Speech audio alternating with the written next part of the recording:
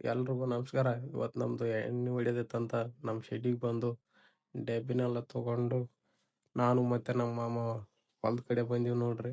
ಇದೇ ನೋಡ್ರಿ ನಮ್ಮ ಹೊಲ. ಈಗ ಎಣ್ಣೆ ಹೊಡಿಬೇಕಾಗಿರೋದು. ಎಣ್ಣೆ ಹೊಡಿಯೋದಾಯ್ತು ಅಂತೇಳಿ ಸೀದಾ ಶೆಡ್ಡಿಗೆ ಬಂದು ಡಬ್ಬಿನೆಲ್ಲ ಇಟ್ಟು ಮತ್ತೆ ನನ್ನ ಮನೆ ಕಡೆ ಬಂದೆ. ಗಾಡಿನ ನಮ್ಮ ಮಾವ್ರಿಗೆ ಕೊಟ್ಟು ನಾನು ನಡ್ಕೊಂತ ನಮ್ಮ ಮನೆ ಕಡೆ ಬಂದೆ. ಹಾಗೆ ಬರ್ಬೇಕಾದ್ರೆ ಬಾಯಾರಿಕೆ ಅಂತೇಳಿ ಒಂದು ಜೀರೋ ಸೋಡಾ ಕುಡ್ಕೊಂಡು ಸೀದಾ ಮನೆಗೆ ಬಂದೆ.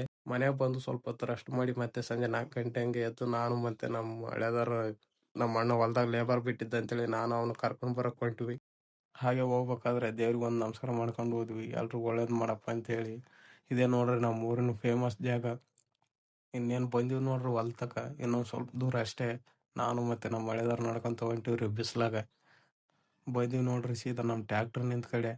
ಲೇಬರ್ನೆಲ್ಲ ಕೂಡ್ಸ್ಕೊಂಡು ಸೀದಾ ನಮ್ಮ ಮನೆ ಕಡೆ ಹೊಂಟಿವ್ರಿ.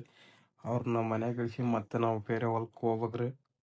ಹೊಂಟಿವಿ ನೋಡ್ರಿ ನಮ್ಮ ಸಜ್ಜೊಲ್ಕ ಯಾಕಪ್ಪ ಅಂದ್ರೆ ಗುಬ್ಬಿ ಬೆಳಕತ್ತಿದ್ರಿ. ಹಂಗಾಗಿ ಗುಬ್ಬಿ ಹೊಡ್ಸಕ್ಕೆ ಹೊಂಟಿವ್ರಿ. ಸೀದಾ ನಮ್ಮ ಹೊಲಕ್ಕೆ ಬಂದು ಇದೇ ನೋಡ್ರಿ ನಮ್ಮ ಹೊಲ ಗುಬ್ಬಿ ಹೊಡ್ಸಕತ್ತದ್ದು.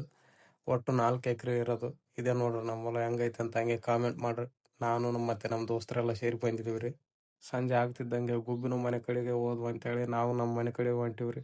ಇವತ್ತಿನ ಕತೆ ಇಷ್ಟು. ಮತ್ತೆ ಮುಂದಿನ ವಿಡಿಯೋದಲ್ಲಿ ಸಿಗೋಣ. ನಮಸ್ಕಾರ.